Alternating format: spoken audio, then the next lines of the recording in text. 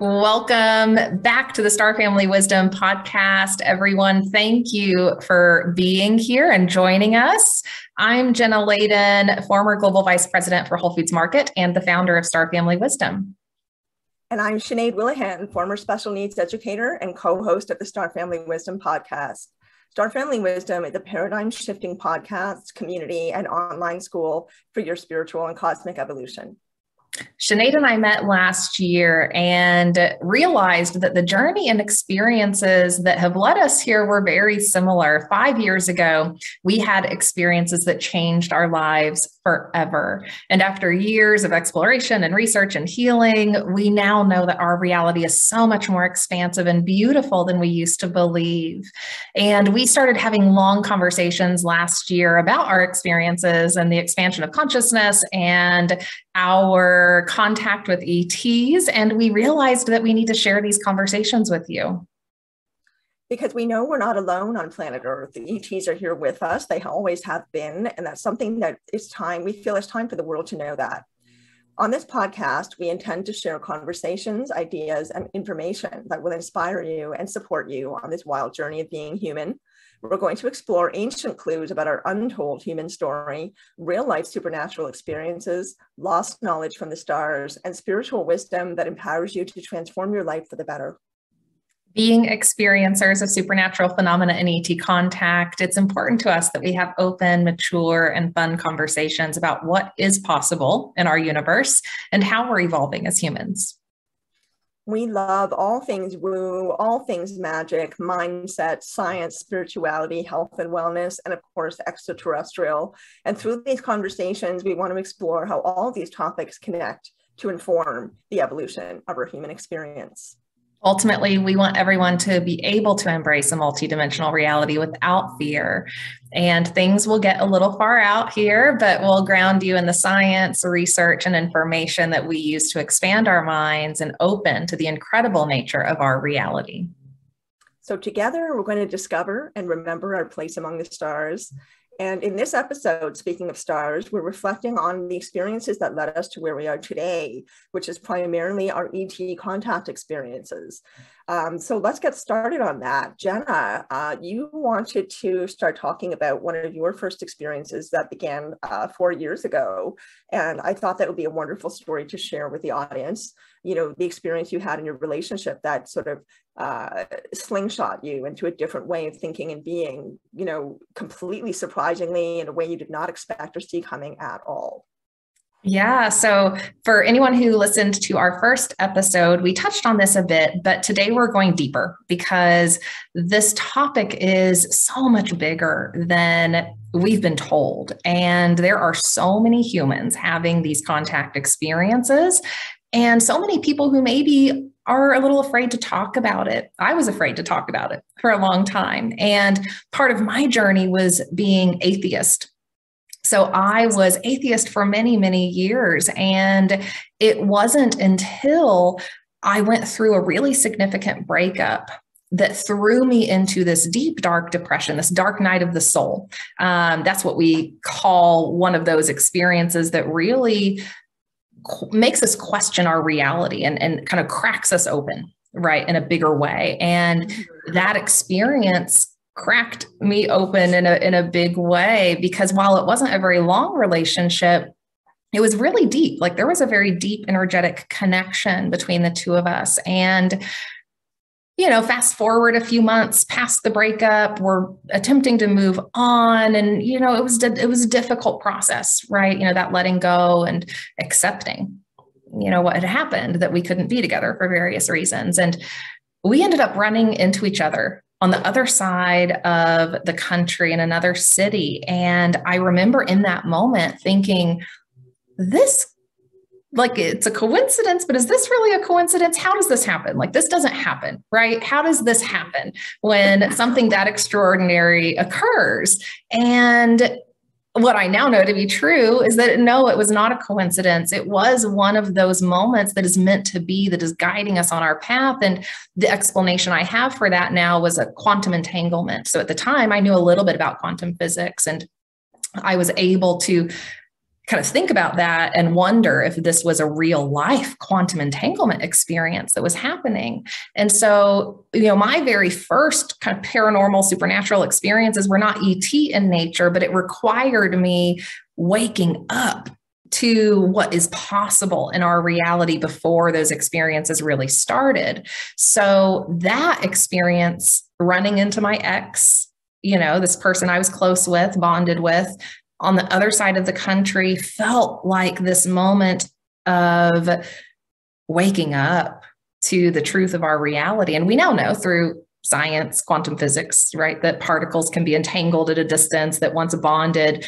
that bond remains. And that's what facilitates some of the psychic, telepathic, energetic connections, right, that we have with people. And so, if anyone listening has had one of those moments where you've been thinking about someone and they call you or text message you, that's quantum entanglement working. That is what is facilitating that telepathic connection. So that started to lead into more and more and more quote unquote supernatural experiences that taught me about the nature of telepathy, quantum entanglement, that, psychic experiences and abilities were real.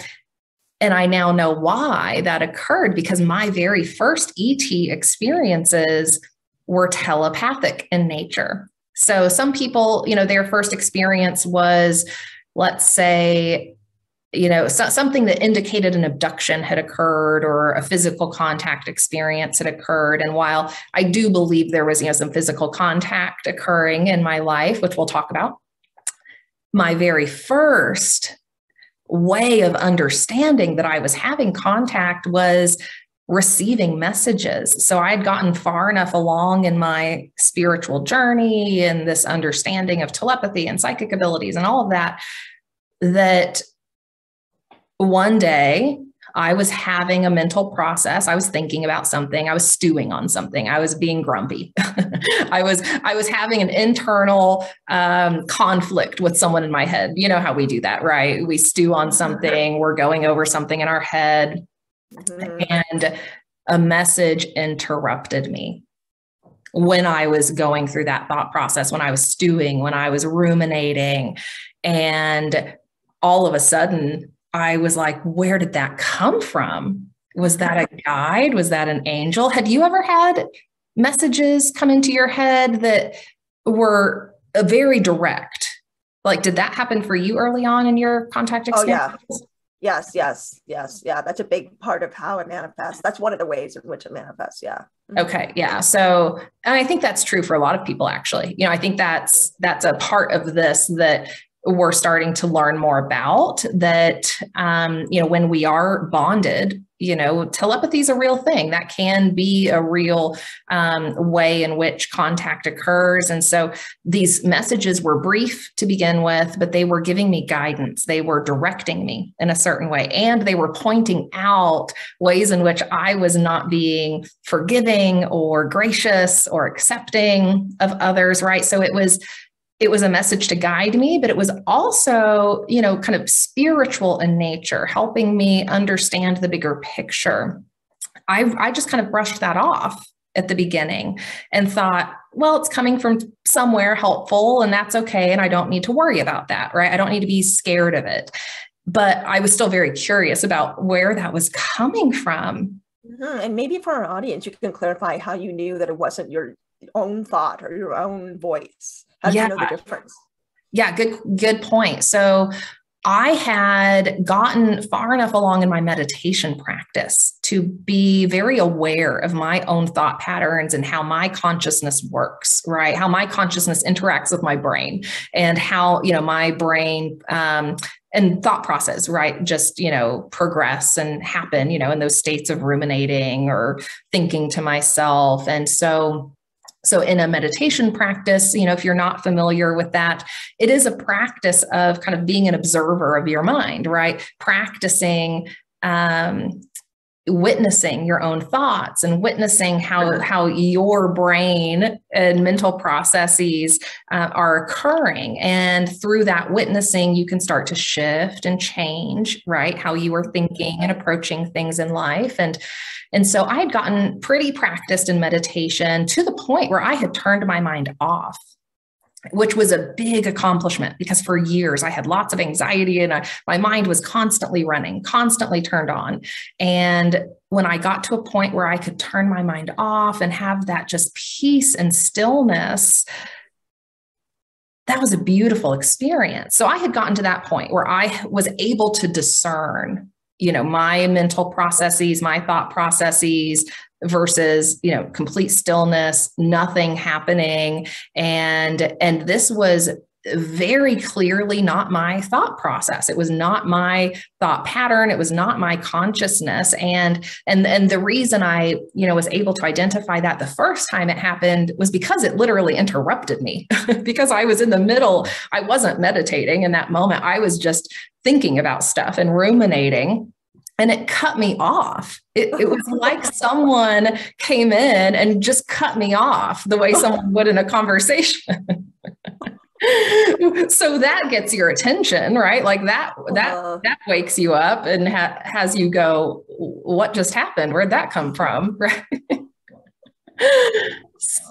So, again, it was helpful. So I wasn't concerned about it. It wasn't interfering with my ability to lead my life, right? And so I brushed it off and moved on, but then it kept happening. And then over time, other experiences started happening. And so it was just this slow building of becoming more open to this thing occurring, but I still wasn't quite sure where it was coming from. And once I started to have some more experiences, then I got to the point where I wanted to explore that through a hypnotic regression. So I want to share one or maybe two of the big experiences that told me something else was going on here, that I needed to explore. So when I was far enough along in my spiritual awakening to be accepting the fact that telepathy is real, that all of this quote unquote paranormal stuff that happens is actually real stuff, right? That we're just now learning about and, just now being able to explain as part of our, the way our reality works. I was starting to research a little bit more about the UFO stuff and ETs, and I was getting more curious, and I was starting to acknowledge, I think we're not alone. I think some of this quote unquote paranormal stuff that's going on might be real, and I'm just curious. And so I started, watching some more stuff on TV about it. I started reading more books, and I picked up a book by John Mack, who's a Harvard professor of psychiatry, or was. He's no longer with us on planet Earth, but he, in his late tenure, started working with abductees and helping them access memories that had been suppressed through hypnotic regression. And you know all about his story. And he's a hero of mine for sure. Yeah. And I think we talked a little bit about him in the first episode. He faced a lot of backlash for that, right? Because, I think he went into it thinking, probably these people were facing some sort of psychosis and, we're going to figure out what's going on here. Right. But over time, he started to really shift his worldview and started to acknowledge and share with others that he thinks these people are having very real experiences, right, that need to be understood and researched further. So I was on the first couple chapters of that book, not very far into it, when I had this huge emotional release. So I read something that just triggered something deep inside of me, something that was like a truth that had been suppressed, that had been hidden. And I knew enough about the science of the mind at the time to understand that we do suppress things that are traumatic or maybe are just so conflicting with our worldview that it would be, difficult for us to psychologically process that information. Mm-hmm. So when that emotional release happened, like just tears overflowing, right? Like I'm reading this page and tears are just flooding out of me. And I'm wondering what is going on here. And it was in that moment that I knew I've got something suppressed. I've got some memory that's trying to come out here. Like this just triggered something in me that I need to take a look at. And so So I decided I'm going to do a regression at some point. I'm going to find a therapist, and I might have been abducted. I don't know. And I need to figure out what's going on. I need to figure out what's happening here, right? Because there have been just one too many, situations that have been outside of my previous, worldview and paradigm. And while I set that intention, I was a little scared to do it. So I put it off. I didn't do it right away because I was a little nervous about what I would face and what would come out, and then what you have to process on the other side of that, And so I continued to do some research. And this next experience that happened was pretty fun. And this is kind of what opened me up and got me to finally, do the regression. So I was continuing to, watch some stuff on TV. I had, heard about people who claimed to be channels, right? To be channeling ETs, to be channeling other beings, channeling spirits, whatever. And, I know psychic telepathic abilities are real. That's a thing that occurs. And so I was open to it, but skeptical. And I still am. I'm still open to it, but skeptical. I think that's healthy. I think that's a healthy balance. Yeah. Yeah. I mean, we've talked about this. We think, probably not all people who are claiming to channel, these beings are actually channeling those beings, but some are, So, I was in this place of, I don't know, I'm not sure. And I started to watch a documentary by Daryl Anka. And, some of our viewers and listeners will know Daryl and Bashar. Bashar is a being that Daryl channels, and Bashar is from the Essassani civilization. He is a hybrid ET human and a first contact specialist in contact with planet Earth via telepathic channels, because that's how it's happening for our civilization as a first contact. And so Daryl became a channel, 30 years ago? Long time ago, like in the 70s. At least. Yeah. At least 30 years ago. Mm-hmm. Okay. So and his experience started with seeing a UFO, I believe.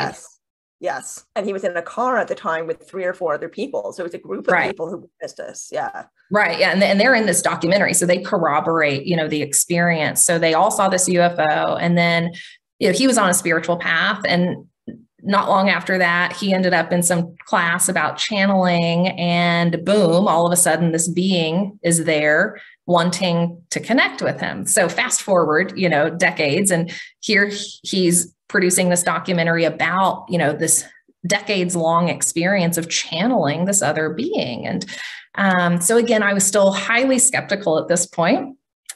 And I had not watched a ton of stuff by Daryl and Bashar yet. I'd watched enough to think this is interesting. And some of the messages, are a little outside of, what I think someone could make up. Yeah. Right. Yeah. And so I was watching this documentary, still in a skeptical place. I'd ordered food for dinner that night because I was tired. So I'm getting food delivered. I'm about halfway through the documentary, and I hit one of those skeptical moments where I think, I don't know about this. I can't do this. I've got work in the morning. I'm a VP at Whole Foods trying to do VP stuff, right? And learn about all of this. And I don't have time for this. So I turn it off. Within seconds, my food arrives at the front door, and I get a text message on my phone that says, "Your food has been delivered by Bashar." I just love that story. I love that story. But it happened. Like, what are the chances, right? What are the chances of that happening? That it's not like the name Bashar is like John and is everywhere. Right. First of all, it's a very unusual name, and then the synchronicity, the timing. Yeah. Right. Incredible. Well, I looked it up. Because I was still in this skeptical, analytical, logical place, right? I've always been very science-minded. I looked it up. I was like, how many people in the US are named Bashar? What are the statistical odds of something like this happening? And there are only like 150 people named Bashar in the US. So the odds are just completely out there. And in that moment, I thought, Bashar, are you contacting me? Are you? Hello? Yeah. It's like, are you there? So I did have this moment of disbelief, this moment of acknowledging this thing just happened. And I think this is real. And I think I'm supposed to be finishing this documentary. So I finished the documentary. And by the time I finished it, I was in a much more believing state. But it was after that I thought, okay, now there have been one too many things, and this one was kind of funny, and this all seems pretty harmless, but there's definitely something going on here that I need to explore. So then I went through a regression, which, we can talk more about, but that took me further into understanding my connection with the ETs, understanding, what all of these experiences meant and whether some of them were true ET contact or not. So maybe we can save that for a little later in the conversation. But the Bashar synchronicity was one of those moments, or contact. We should just call it contact, because that's what it was. The Bashar contact was that moment of feeling like, okay, no, I'm not crazy. Like, this is happening. Like, I'm not crazy. That there's something going on here. Yeah, I mean, I can relate to that. I feel we talked in our last episode about how we really want to make sure that our listening audience and our watching audience, we're on YouTube as well. We're on all the podcast platforms, and we're also on YouTube. But we want to make sure that our audience is aware that, we're not people who are just accepting every single thing that's out there that's unusual. We are questioning, we are curious, we're investigating, and we also believe it's important to, be grounded and to validate, right? To validate our own experience. And so, like you, I keep a little bit of the skeptical in me. I think that's important. I think it's important to have a bit of the skeptic, a bit of, the critical thinking abilities in any situation, right? As well as a willingness to be open and a willingness to explore, be curious, and receive. But I very much relate to that, because my first really huge, my awakening, which was not my first ET contact, but was by far the most profound experience energetically and vibrationally. The energy and the vibration of that contact, that awakening experience was like, I can't even explain it. It was absolutely unbelievable. And it lasted 24/7 for months afterwards, months. It blasted my world inside out and upside down and changed everything for me overnight. I stopped eating animals overnight. I was already kind of heading in that direction. But I stopped eating animals. I thought differently about absolutely everything: myself, my family, my friendships, my career, how I was living my life, everything, right? So it had this really massive effect on me, and it was direct, firm communication. And it was, okay, we've always been with you. We are here with you now. And now it's time for us to really make ourselves known in your life, even though they kind of had 2 years previously in Peru, but that's a bit of a different context. This was, I had just watched a documentary like you. I had just watched the Bob Lazar Area 51 documentary, and I had never seen anything like it before. I was not in the world of ufology at all. I was not, this is 2019, the summer of 2019, not that long ago. And yet my life was completely and totally different. I was not thinking about ETs. I believe that they were real. I believe that it's impossible that, in this absolutely gigantic, ever expanding universe, that the Earth is the only place that has any life and the only place that has so-called civilization. I don't believe in that. I think that that's never made sense to me. So I thought, okay, UFOs are likely real, ETs are likely real, but this was sort of a once in a while thought to me. This was not a part of my life. I was not involved in ufology. Yeah, you either, at all. And this is such a common part of what people experience, right? People are just trucking along their everyday lives, paying their bills and going to work and feeding their rabbits or whatever it is that they do.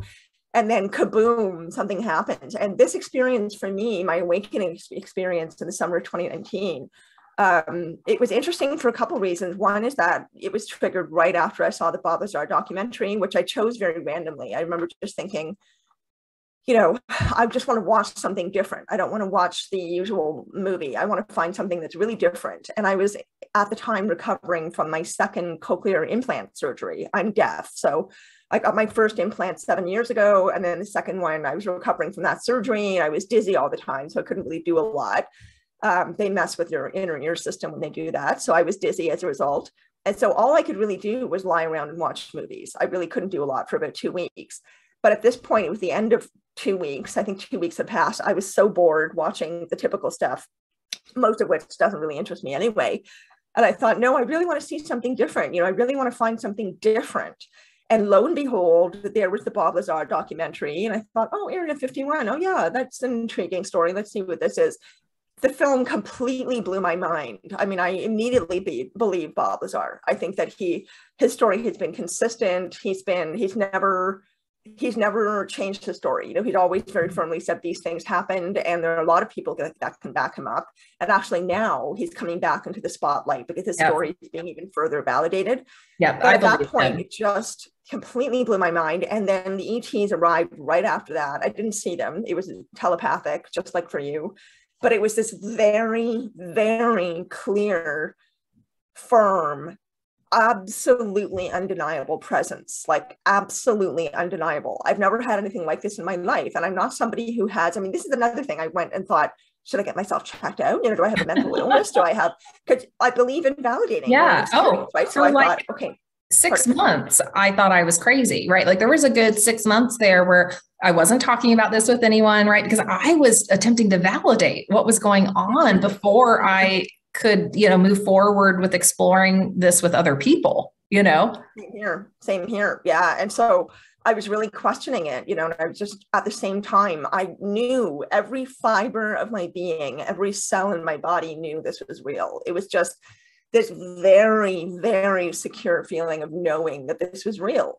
And so, you know, they said to me, we're here with you. We've always been with you. And now it's time for us to make our presence known to you. And it's time for you to step up and start really doing your job and like really start moving, you know, on what you're supposed to do in this life. And so they just said to me, this is your purpose. Like, this is why you're here. This is why you're living the life that you're living. And that just made complete sense to me. And it continues, you know, to make more and more and more sense to me the more I go back to that touchstone moment in my life, because it does help me connect so many other things that I have felt, that I've experienced, that I have, you know, thought all through my life from the time I was 4 years old, where my experiences really started. And so, you know, this was really massive. And just, as I said, literally, really, this is no exaggeration, changed everything about the way I thought and felt overnight. My whole perspective on my life changed overnight. And then a couple of weeks after that, about 2.5 weeks after that, I was supposed to start a job. And so I'm a teacher, right? And I'm a public education teacher. But this job was marking, this is sort of extra summer work, you know, for extra cash for teachers, where thousands of teachers all over the country are hired to come into Ontario, come into Toronto, where I am, because I'm Canadian and you, Jenna, are American. So I'm in Toronto, and all these teachers come in and we gather at this huge warehouse. You know, it's just as impersonal as you can get. We're in this massive concrete warehouse that's sectioned off into all these rooms. And, you know, everyone kind of staggers in the morning with their extra large coffee at 7:30, and everyone's bleary eyed, you know, from having made it through the school year. And June, it feels like it finished 2 days ago. And you're blessed teachers, by the way, blessed teachers for their, oh my goodness. Thank you. Yeah, it's quite a job. It's a valuable job. I really love students, not so much a fan of the system, but that's another topic. In any case, so, you know, we get cattle called into our rooms, and the whole thing is that you're marking government literacy tests, right? So this is really high security. No one is allowed to take any photographs of the booklets, the government booklets, the assessment booklets. You cannot take them out of the building with you. And so I started this job, and, you know, it's pretty rote. Everyone lines up and goes into their rooms every morning, and you sit down, like 50, 60 people a room, and you go up to the front of the room after getting the morning spiel from the leader of your section. You go up to the front of the room and you just grab a random stack of booklets, assessment booklets, that are all filled out by kids who are the same age, the same grade, all over the country. So grade 6, age 10 or 11. And each room is marking one question. So you go up and you grab these booklets, and then you go to the page that has your question, and you're marking that.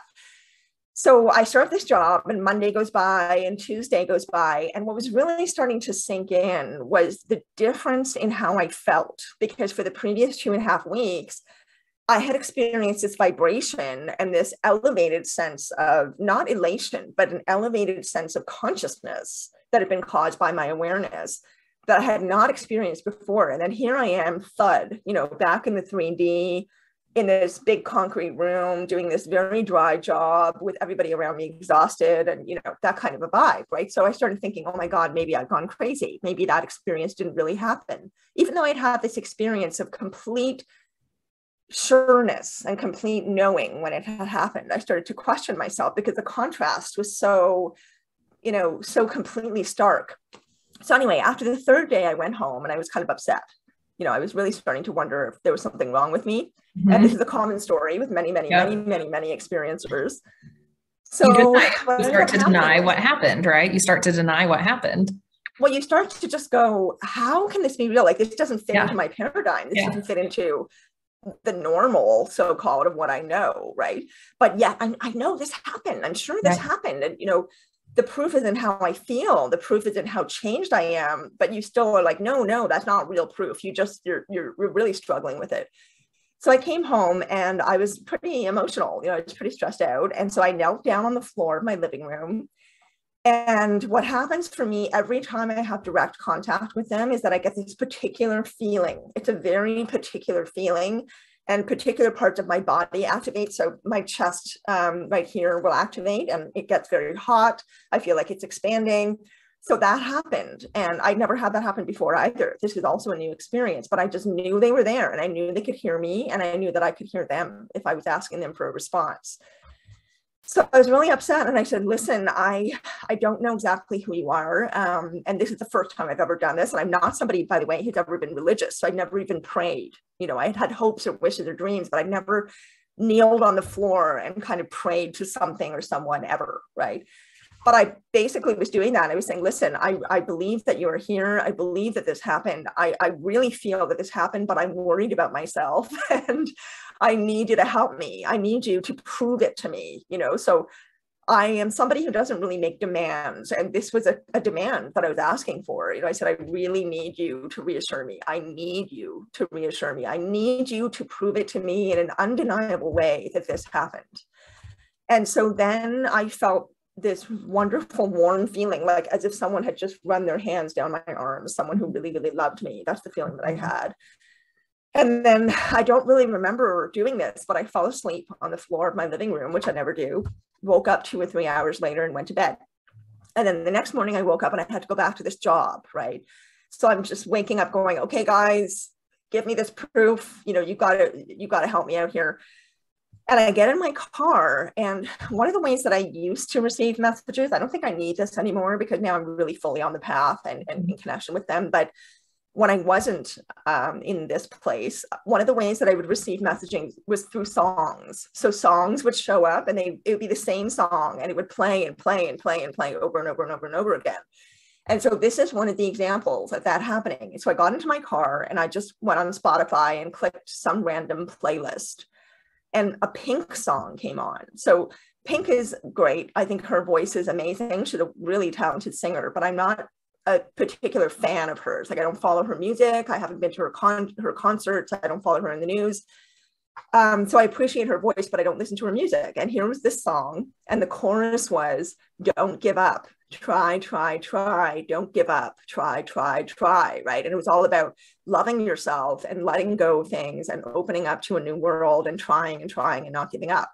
And so at first I thought, okay, is that the proof? Okay, okay, could be better, but all right, okay, you know. So I just sort of thought, well, maybe that's it. And so I listened to the song all the way to work. That was not the proof. What happened was, started the day as per usual and went up to the front of the room and grabbed a random stack of booklets like I always do. And that morning, and again, this is exactly after, you know, I had asked for support, I had asked for reassurance and proof. For 45 minutes that morning, the one question that the kids had to answer in every booklet that we marked, the one and only question we were marking was a creative writing question. So there was a very brief prompt and they had to write 2 pages based on that prompt. Well, that morning, nothing that I was reading had anything to do with the prompt. It was all about free energy, UFOs, the Earth is alive, intergalactic councils, time travel, portals, vortexes. I mean, these are 10 and 11-year-old children in grade 6 all over Canada suddenly appearing in these booklets in front of me for 45 minutes. These are the topics I'm reading. I mean, I could not believe extraordinary. That is extraordinary. I couldn't believe it. I couldn't believe it. I could not believe it. And we were on this regimented, I mean, all of the arms on my, this is such a stereotypical thing to say, but literally the arms on my neck and on my, I just said hair. The hairs. The arms on my hair stood up. That's how drastic it was. All the arms on my hair stood up. That's really, I mean, it really felt like I was just stunned. I couldn't believe it. I mean, we're on this really regimented schedule, right? So we were only allowed to go to the bathroom at certain times and have lunch at certain times. I didn't care. I left the room and ran to the bathroom and started madly texting a couple people that I had connected with in the community already to say, okay, can you tell me that, just validate this for me. And so I wrote them an email and I was starting text, and I still have screenshots of all the texts because I wanted to save them. And they said, no, that's the way it happens. You know, you ask for proof, they are absolutely with you. How else can you explain that? You can't explain that. The odds of that, right? The odds of kids writing about that. Yes, there are some kids that are star kids that are advanced that are probably channeling some of that information. But yeah, the odds of you happening to pick up all of those booklets with all of that information that likely is way too advanced or out there for 6-year-old children to be writing about, that is clearly a manipulation of reality that allows you to recognize their presence. Yes, yes. And then I just was so amazed that I started taking advantage of that. And so often when I need validation, I will ask them to give me something, and they will do that. I mean, they do want to prove to us that they are here. They want to prove to us that they're real. Yeah. So that, I think that validation, you know, the skepticism, it does have a healthy place within this very unusual, extraordinary intergalactic experience. You know, it is really something else. Yeah. And I'm sure you're probably thinking of another experience you've had that you want to talk about. Go for it, Jenna. I'm listening. Oh gosh. Well, I think, you know, the nature of synchronicity is really interesting because the universe provides synchronicity for us. That is a natural part of how we should be living if we're living in a more kind of elevated energetic state. So, you know, you have two things going on as you are evolving and opening up spiritually, you know, multidimensionally. And those two things could be, you know, synchronistic events just organized by the flow of the universe, right? Because you are getting more aligned to who you truly are. Or you have potentially, you know, these kind of quote unquote higher level beings who are operating at a higher, more advanced state that do have the ability to, you know, kind of manipulate and alter our sense of reality in a way that is very synchronistic, that, you know, creates things like the Bashar contact or what you experienced. And I think that is, you know, something that we should just start to acknowledge as a truth of our, you know, experiences, and something I think many people experience. And so, you know, I've been working to discern between those moments that are purely me just getting more aligned with my true self and my destiny, and getting aligned with the flow of energy in the universe that then provides those sorts of, you know, divine synchronicities to occur in your life that continue to move you forward, you know, on your path, versus contact with other beings. And so, you know, at the very beginning of my journey, that was all a little blurry for me, right? Like I wasn't quite sure, you know, whether some of that was just pure synchronicity or whether it was, you know, this true contact that was occurring. And, you know, the regression was one of those really big moments for me that validated so much. And, you know, there's a conflicting opinions out there about hypnotic regression, but, and while there absolutely are ways in which, you know, a person could be influenced or led, you know, to a certain kind of point of view, I guess, in a regressed state. Generally, if someone's, you know, in a deep enough state of consciousness, a deep enough state of trance, you are accessing something different, right? You're accessing a different part of yourself. And even going into the regression, I was still a little skeptical, right? And I was a little scared of what was going to happen. One, I was scared about whether I was even going to be able to get in a deep enough state of trance to access anything. And then two, I was scared about what I was going to access once I got there. Right. And, the other night, you and I talked about this. We had a little plant medicine session and chatted about my regression. And I actually read it to Sinead because I have the transcript of it. I have it recorded too. Oh, and I love that.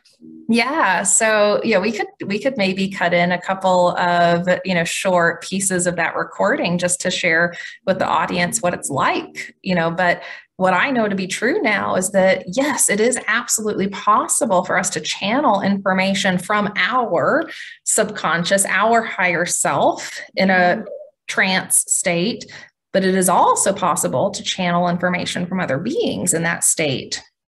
Because that's what happened in my regression. That's, you experienced a more kind of direct channeling, experience where you were acknowledging this contact.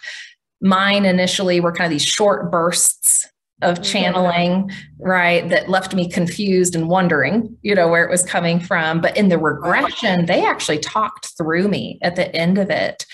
And, told me about my connection with them and told me that I have come from those civilizations, that, my experience here is kind of a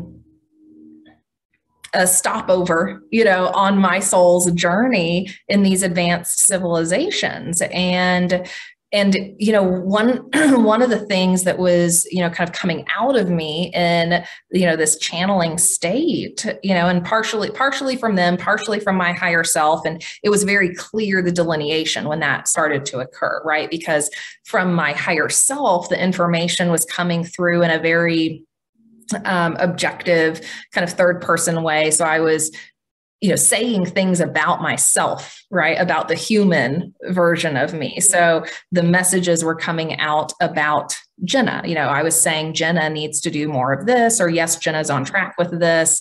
But then the dialogue that was coming out of me changed to we, right? So it turned into this kind of group, the consciousness that was channeling through me, which I now know to be those ETs that I'm in contact with, that are my soul family, that are part of my, my soul group. We incarnate with groups of souls. That is, on the spirit side, in the spiritual realms, it's almost like this just giant, school that we're going through, and we're, in these groups with these other souls that we're bonded with, and we're constantly incarnating, having these different experiences and playing different roles and learning different things. And then you die and you go back to the spirit side, and then you incarnate again and you do it all over again, but you're working up the ladder, you're progressing, you're evolving. Right. And so, I'd already kind of come to that understanding that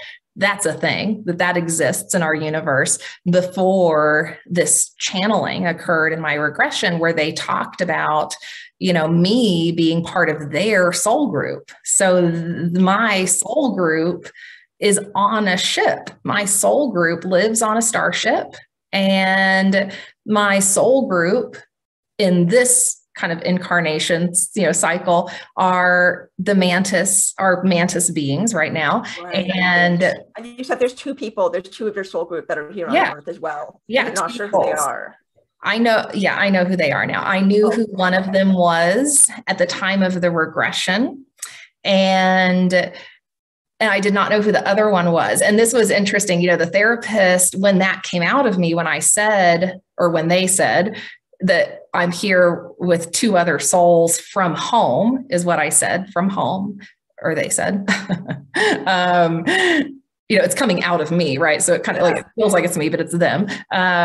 So when that came out, the therapist did not follow that up with another question about who they were. And I wish she had, but I know now, because things have unfolded in a way that have helped me understand that. But yeah, I had for years also had this like low-lying depression and anxiety that I just couldn't pinpoint. I didn't know what was really causing it. And in the regression, that was clarified as well, that part of the reason I had that sense, that just kind of depressed sense of self in this life, was because I had been separated from these other souls, because I kind of at a soul level, deep down inside of me, it felt like I was here alone. It felt like I wasn't with my people, even though I had my family and all that.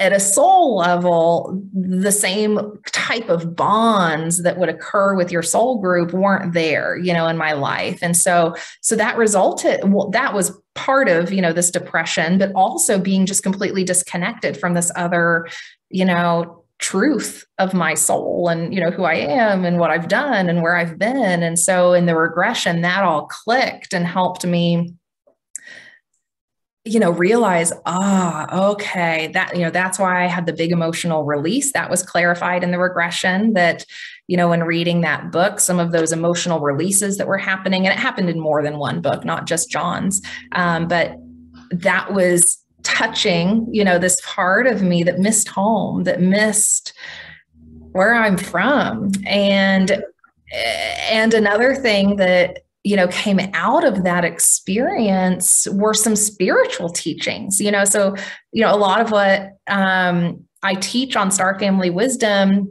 while I've done a ton of research, and that's all kind of coming together in a way that is helping me guide and support people, a lot of what has come, out of me has been channeled, very much this kind of, connection on this energetic level that is allowing this information to come through me. And in the regression, there was a lot of that, a lot of clarifying of how our reality works. And that's stuff I was not talking about much before the regression, right? I didn't know some of that I was still a little unclear about, or some of that I was still questioning. But in the regression, what was coming out of me was very clear, very direct, that this is how it is. This is, this is how reality works. Yes, there are guides. Yes, there are ETs. You were in contact with both, all this stuff, right?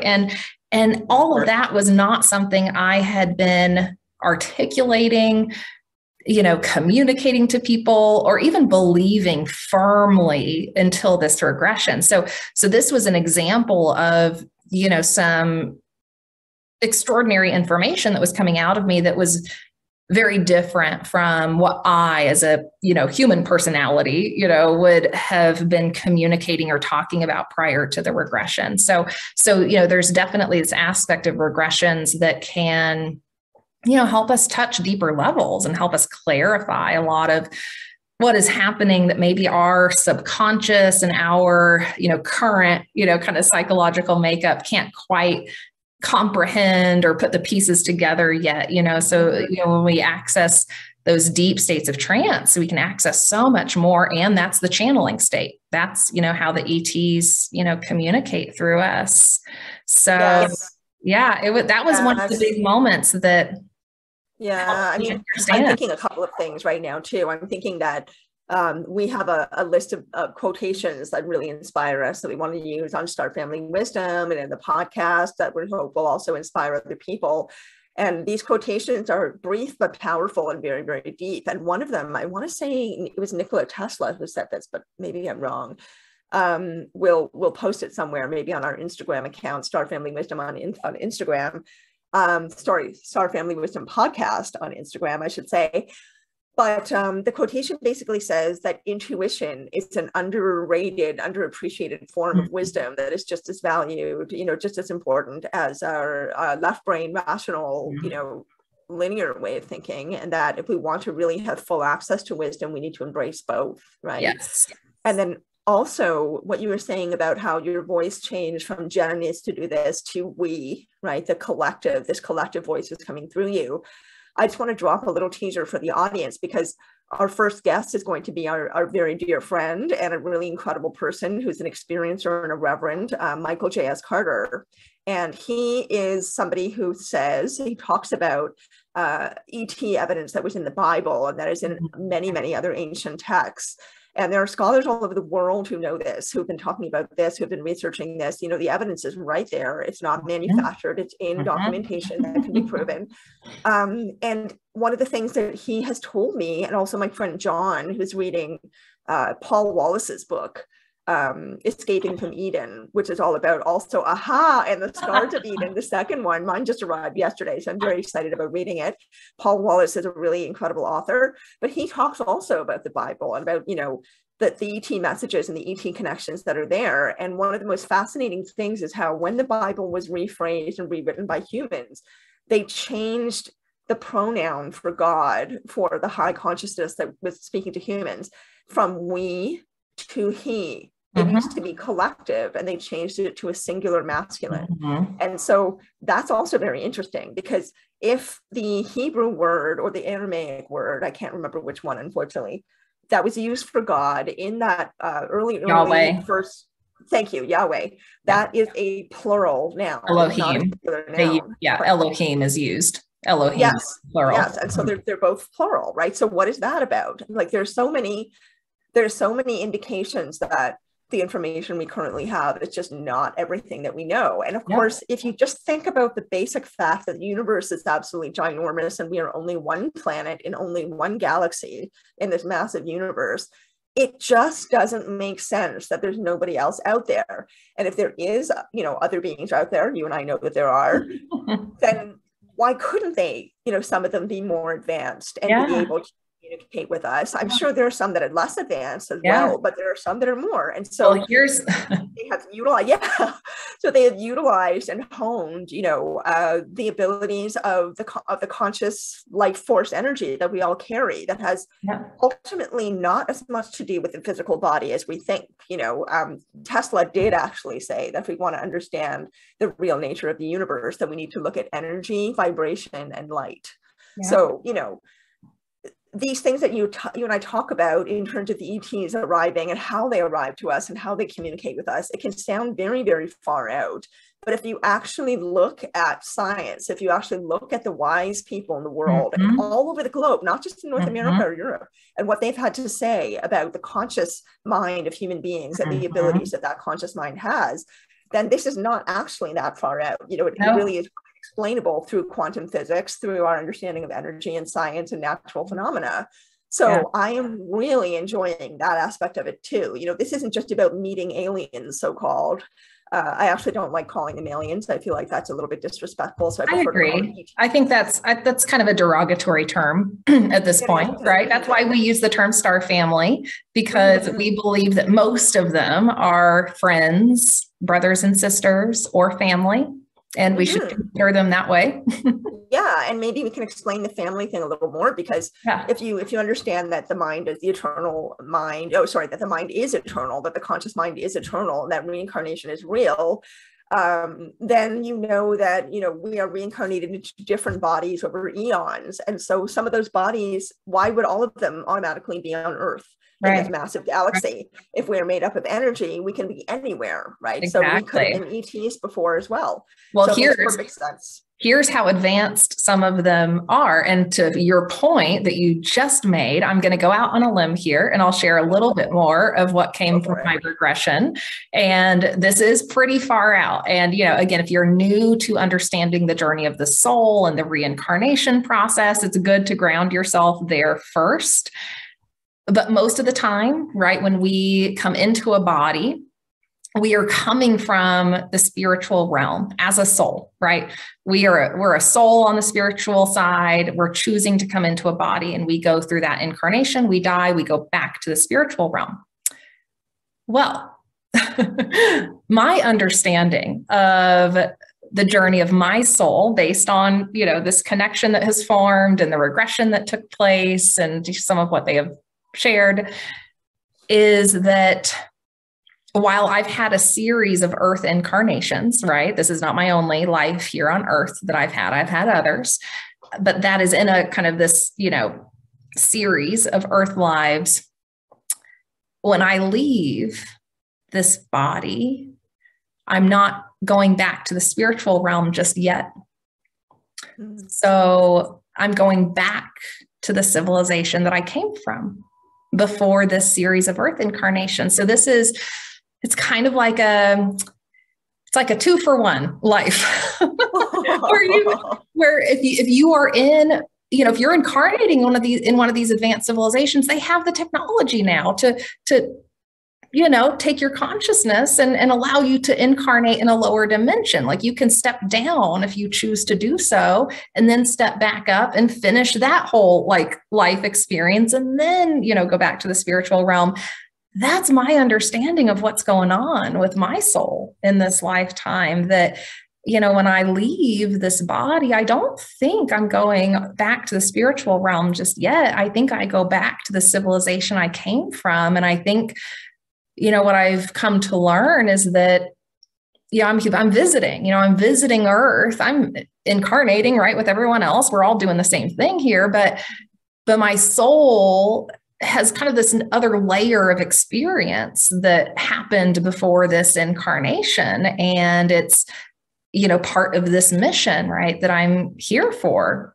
They've told me that, very similar to your, contact experience you had with them, where they shared, you are here to help people understand we are real, and that there's going to be contact with other civilizations, and to help people understand how reality works, and to teach spiritual sciences and all of that. And that's what I was told in my regression, that this is part of the mission. This is why I'm here. It's to support this, period of evolution on Earth. And I share that because this is one example of just how advanced they might be. I could be wrong, who knows, but that's what I was told. And that's what I understand to be true. And, when you look at even some of our sci-fi movies like Avatar, there's a lot that reflect that possibility, right? Like those ideas didn't just come from nowhere, right? Like that's in our consciousness for a reason.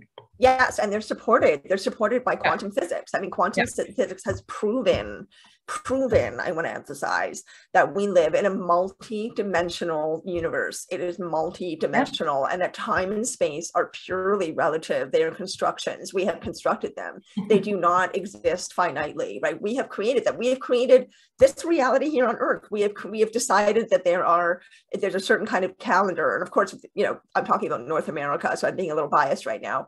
But, we have such rigid ideas about how we can control our environment, how we can control our world, when really we're spending far too much time, in my personal opinion, trying to control what is outside of us, rather than focusing on learning to master what is inside of us. And the more we do that, because you and I both very much believe that a spiritual path has a lot to do with being spiritual practitioners, being willing to investigate ourselves and look at ourselves and our egos and our fears and our faults and flaws, all the good and bad about ourselves. That practice is a big part of why this contact has been able to happen, right? That these two things are paralleling each other. And I have certainly felt that, I've had that validated in a number of ways, and it would take forever to explain that. But I really do feel that, the spiritual practice is always about expansion, right? It's about expanding the heart, expanding the mind, expanding perception, opening us up to more possibility and to more of the experience of what it really is to be human, and how far we can push our senses, our physical capabilities. We can do far, far more than we think we can. And we're far more powerful than we think we are. So I'm all about going in. And I think going in, it's also about going out, because as I mentioned, I don't remember if I mentioned this during a podcast, but one of the biggest downloads I ever got as a young child, I got a bunch of them between age 9 and 11, that were huge electrical experiences and very, very profound. And that's a whole other story, which is not directly ET related, but very profound all the same. And one of them was that every single one of us is a universe. Right. And that really rang true to me. I think I was 9 when I got that message. And that just really, really rang true to me. I thought, that makes so much sense, because I was already a kid who was inside myself a lot. And I was a quiet kid. I kept a journal, I wrote stories, I, created art, I read books by myself. I was social too, but I was very much inside my own mind. And so I already kind of knew what a little bit about what that meant, right? To be inside myself. But then when they gave me that message, or when I received that message from whoever, whatever, it just every cell in my body reverberated with that understanding. And since then, it's been validated over and over and over again. The more I go in, the more I look inside the universe of who I am, which is endless and limitless, the more I connect with the universe, because it really is one and the same thing, right? Our true nature is universal. So yes, if we go my star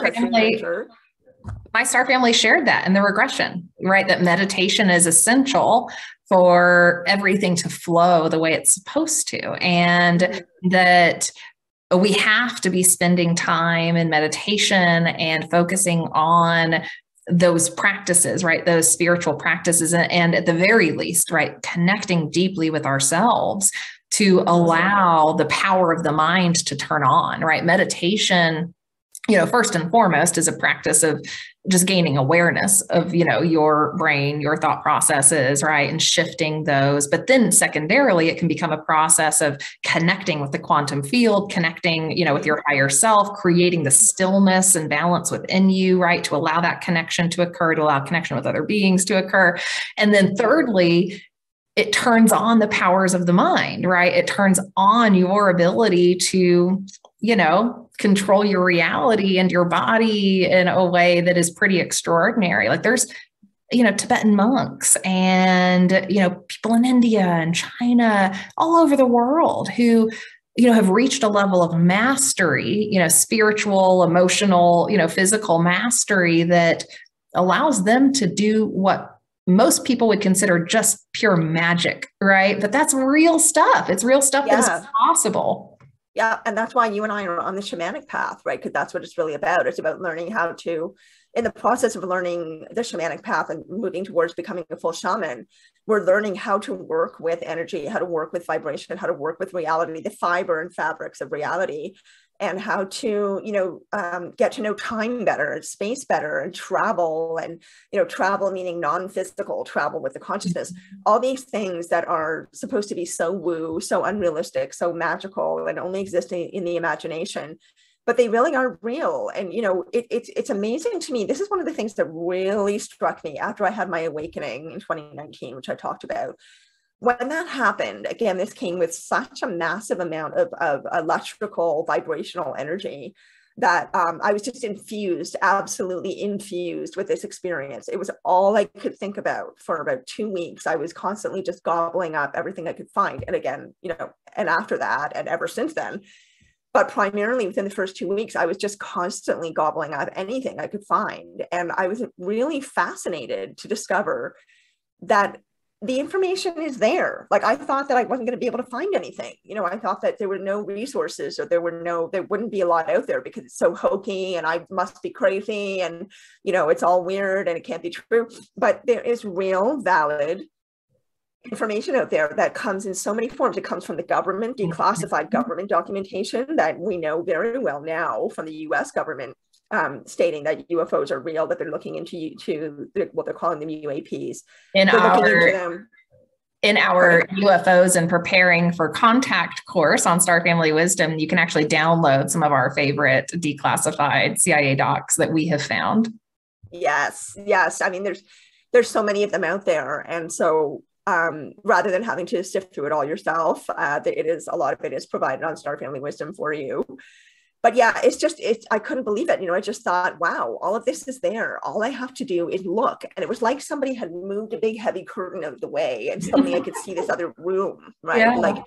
And I had thought that the curtain was the wall, but it actually wasn't. It was just a curtain. And all I had to do was move it. And then I could see things completely differently and experience things differently. That is such a good analogy. That is such a good analogy. It really felt like that. It felt like, the veil had passed over my head and it was gone. Like I had, my perspective was just completely shifted. And because of that experience, I was able to find that information. But if I had never had that experience, I wouldn't even have known to look.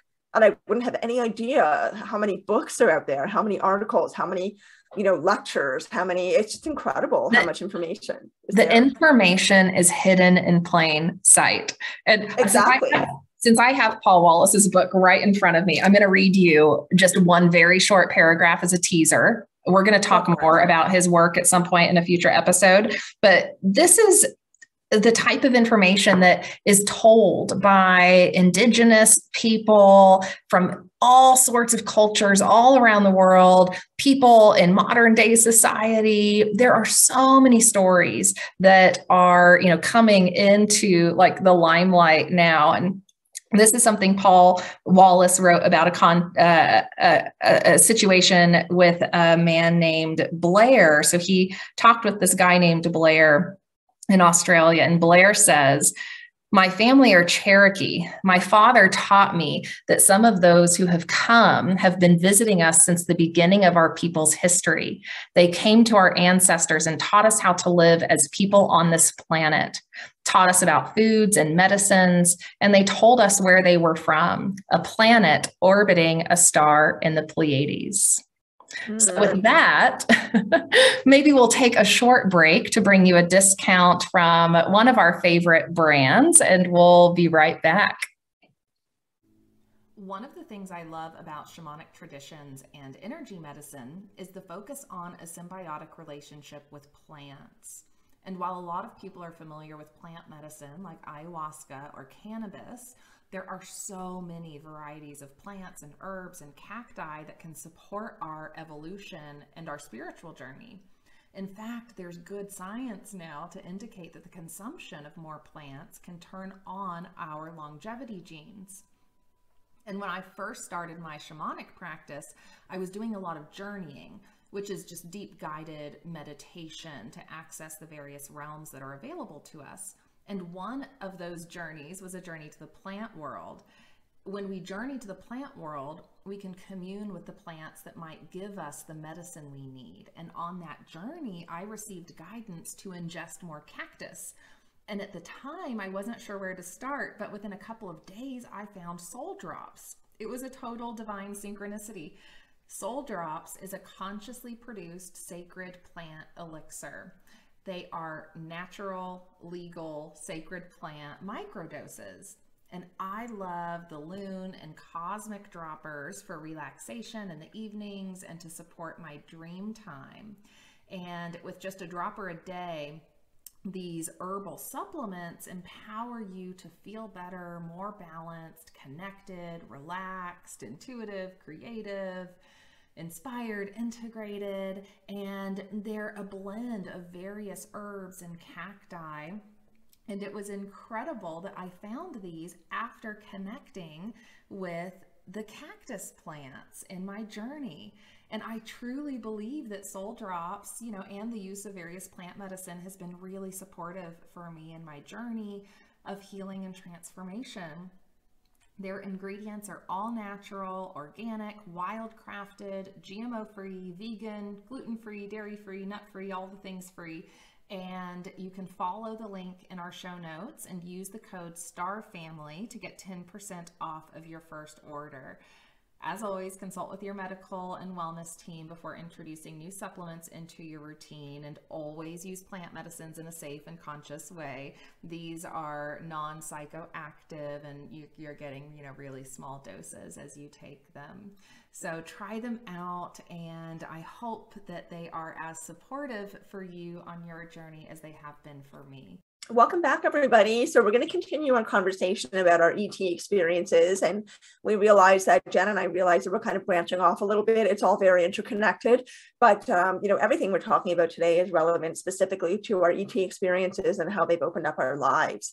So one of the things we wanted to end with, or actually the thing we want to end with, is talking a bit more about how these ETs have guided us in our lives, how they have helped us, how they have kind of encouraged us and, given us direction, given us, helped us to discover further what our goals are along this path. So Jenna, you had an experience that you wanted to share, and then I'll share one after you're done. So go for it. Yeah. So it's, beautiful to really think about the support that is there from these experiences. And a lot of people are connected with their, spirit guides, and the ETs are kind of like that. They're there to guide us as well if you have that connection with them. And, part of their work with us has been guiding us to absorb the right information to be able to share that with y'all. And I realize that now, right? That, a lot of my contact experiences have been, guiding me towards certain information or people. And, one of the very early experiences I had when this all first started to occur was in Tulsa, Oklahoma, where I'm from. I was visiting family and a friend, and, I was far enough along in my spiritual journey to be excited about going to like an esoteric bookstore and crystal shop and that sort of thing. So there's like one in Tulsa. There might be more now, but at the time there, was one prominent one. And so my friend and I went to this store. And I had never been in this store before in my hometown. We walk in and we're looking around at the different books, and I'm not quite sure what I'm looking for. I'm just looking, and I'm in this, one very kind of small section that's a small aisle, just kind of lined by books, right? It's just this old bookstore, books all the way up to the ceiling. I'm in this little alcove. My friend's right there behind me. And we start chatting, and all of a sudden, 2 books fly off the shelf behind me, fly off the shelf. And she's startled and takes a step back. And she even says, those books did not fall. They jumped off that shelf. How did that happen? How did those books jump off the shelf like that? And I picked them up, and they were 2 books that were like exactly what I needed for this next phase of my journey. One was about the science of the mind and the power of the mind and, consciousness controlling reality and that sort of thing. And then another book was by Nancy Redstar. It was called Star Ancestors. And this book is a compilation of her interviews and experiences with Indigenous elders, Native American elders across North and South America, mostly North America, where she documents their contact stories and their ancestral stories of ET contact and where we've come from, very much like what I just read from, Paul Wallace's book. And that was one of those experiences where I knew I was being guided. I knew I was being given these pieces of information to, complete this puzzle, right, of my understanding of reality. And so that was one of those very early experiences that felt very supportive. And again, that was at a time where I wasn't quite sure where it was coming from, but I know now where it was coming from. And just, fun too, that I would find Star Ancestors in my hometown in Oklahoma. And I'm Cherokee as well. I have Cherokee ancestry. And so, that was special to pick that up in, Cherokee country. That is something else. Yeah. And I want to emphasize as well, because you've mentioned your Cherokee ancestry. I almost said ancestry. That sounded awful. I'm kind of tripping over myself. But your ancestry, and then also Nancy Redstar's book, I want to let the audience know that we really want to honor the origins of wisdom about the star families, and that means honoring First Nations wisdom in both US and Canada. So we're going to have First Nations people who are educated in that ancient knowledge and understanding of star people and their relationships with First Nations people. We're going to have them come on and teach us about what their people know. So I'm very, very excited about that. Yes. And Star Family Wisdom also donates 5% of our revenue to Native American Rights Fund and Amazon Frontlines. So honoring those wisdom keepers from North and South America who have helped preserve this information and the wisdom that, once had been persecuted on this planet. Yes. Yeah, that's very true. We need to do a much better job of being human, which is part of why in our intro we say being human and becoming human, right? Because we can always become a little bit more acquainted with our own human nature as well as our intergalactic nature. So what's helped me in terms of guidance, I had a really, I've had lots of guidance experiences, but I'll talk about the most recent one that really impacted me, which was in August of 2021. This was this past August, in the middle of the month, a very hot August in Illinois. Again, I'm in Toronto, Canada. I'm Canadian, so I flew to Illinois with Grant Cameron. I was a research assistant and interview assistant with Grant Cameron for a couple of years.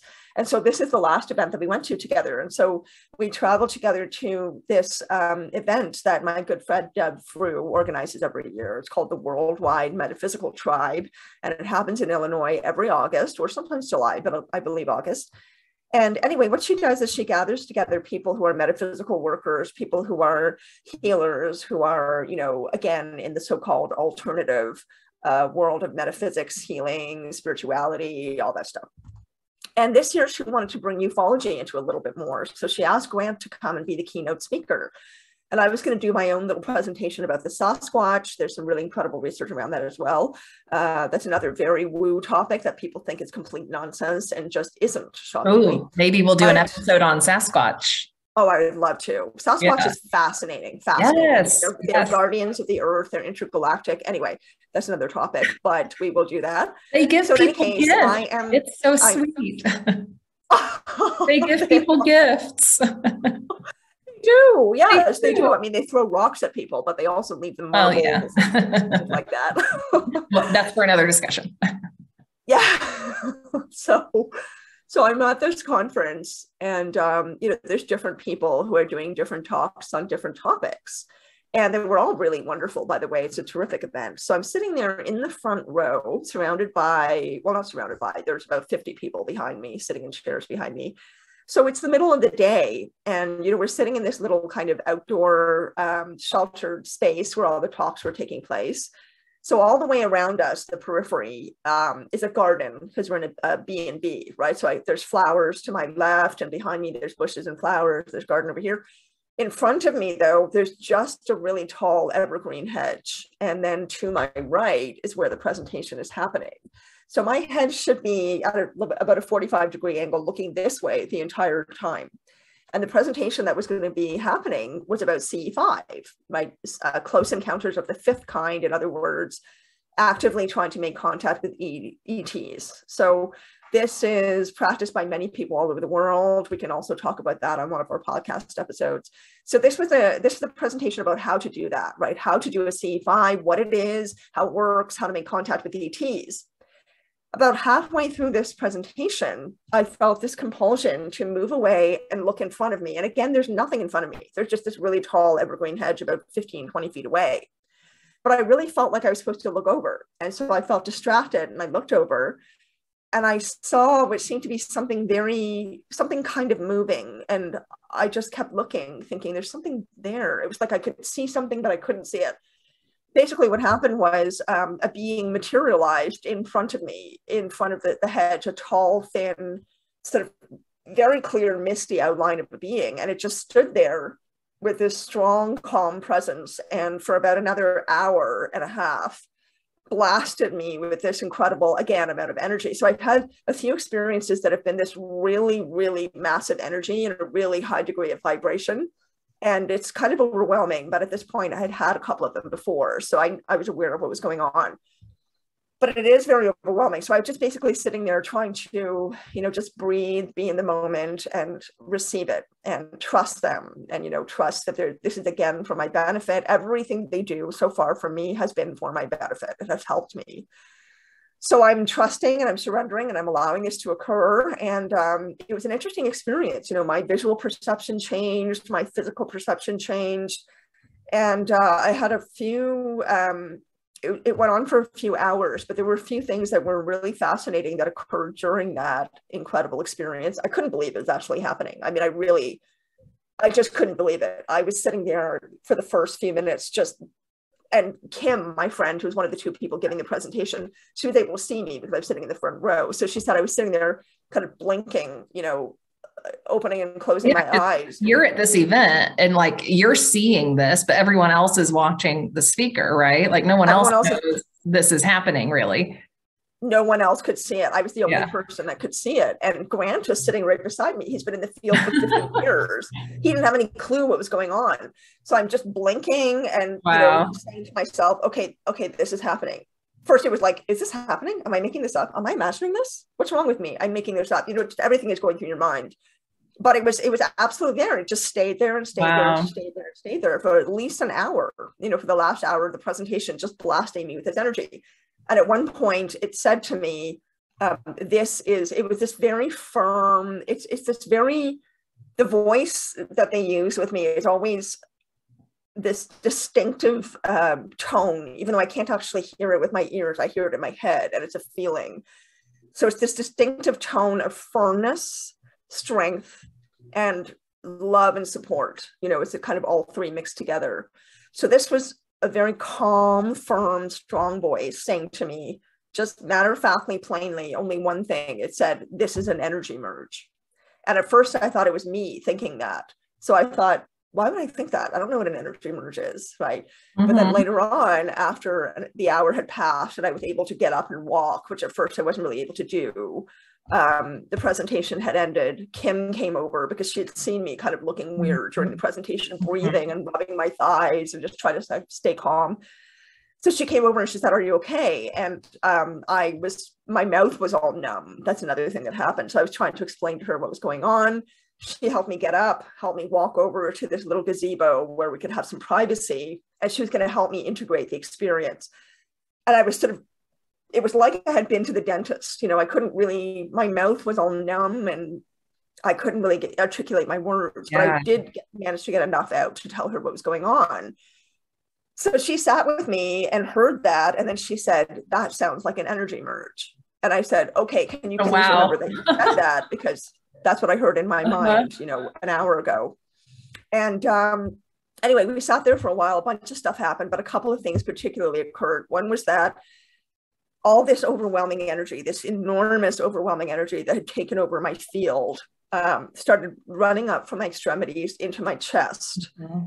And I also saw a point of light, which seemed to be activating my third eye. I've never had any third eye stuff happen before. And then later on that night, we did a C5. Everybody who was at the retreat, at the event, did a C5 across the road in a field that was right beside a cemetery. And a random photograph was taken of me. And I mean random because the person was basically just pointing and shooting, to see if any phenomena could be captured on camera. And so this person just happened to be aiming in my direction and took a photograph. And then right after she took the photograph, she saw what was in the picture, which was a little ET standing beside me and an orange ball of light coming out of my chest with tendrils, which is where all the light had gone in. Right? I've seen this photo too, by the way. It's pretty incredible. Yeah. It's pretty incredible. And I also had it analyzed. I've had the photo analyzed by a friend of mine who works for Getty Images. I mean, Getty Images has all the technology available to them to verify the authenticity of a photograph. They could not explain how those two things were in that picture. And then my friend Dakota, who's a professional photographer and a skeptic and is not involved in this world at all, I showed her and she can't explain it either. She asked me a million questions. Were you wearing a necklace? Was there anything that could refract light? We went through all the possibilities and nothing explains it. So I really feel like the guidance is there because they're constantly giving to me. They're constantly giving me an experience or a validation that they're here, or they're leveling me up in some way. They're giving me some energy, whatever it is. It's an ongoing, expanding experience. And I know that all I have to do is do my part, take responsibility for my own development, continue to work very hard on my spiritual path and confront myself and, expand myself the best that I can. And as long as I continue to do that, they're going to be there alongside me, supporting me. That's the experience I keep having. This makes me wonder, we were talking the other night about the few times in my past when I passed out. I've had a couple of instances where I've just mysteriously passed out and gotten taken to the hospital and nothing was wrong, no explanation for it. And I'm wondering, now if maybe I was experiencing something similar, but I couldn't experience it in as conscious of a way as what you were experiencing, right? Just because of the background I had or what was going on in my life or whatever. But it makes you wonder. I need to explore that maybe in a future regression. Yes, we both want to do regressions. I've never had one, so I'm very curious what that's like. And we're going to continue to share our experiences with everyone. And that's part of the thing that, that's part of the reason that we're doing this podcast, isn't it, Jenna? We want to share our ongoing experiences and our ongoing learning and our ongoing path, because there's so many other people out there who we know are also learning and growing and on the path too, and are wanting to, relate to others who are having these experiences. So everybody, I think we're wrapping it up now, but we want to encourage you, as always, to reach out, share your experiences with us, connect with us. We're on YouTube, Star Family Wisdom. There's the starfamilywisdom.com Facebook page, web page. There's a Star Family Wisdom Facebook page. We are on Instagram as the Star Family Wisdom Podcast. You can basically find us everywhere. You're not going to be able to escape. Jenna, is there anything else? Join the community, join the newsletter. You will get lots of good content and updates on events that we're doing, speaking engagements, ways you can get involved. And as always, thank you for being with us on this journey and listening, following along. Email us at support@starfamilywisdom.com if you have any ideas or if you have questions, that you would like answered in future podcast episodes, or if you have favorite speakers you want to hear from. We are curating lots of exciting content to come, and we'll probably have to do a part 2 of our ET experiences just to keep this conversation going, because there's so much to talk about. We talked about a lot of it, but there's still even more to share, and and it happens in all sorts of ways, right? That's one fun thing about these conversations, is that we can explore all of the different ways, we are in contact with different aspects of ourselves and other beings and our higher self. And that's a really fun thing to explore once you get past the little bit of fear you might hold, like I did. Yeah. And I mean, it ebbs and flows, right? Like, as we were talking about, we had a crazy week last week. We're always going to have, it's part of the human experience. We're going to have obstacles and stresses. We're going to fall off the path and have to get back on it. Yeah.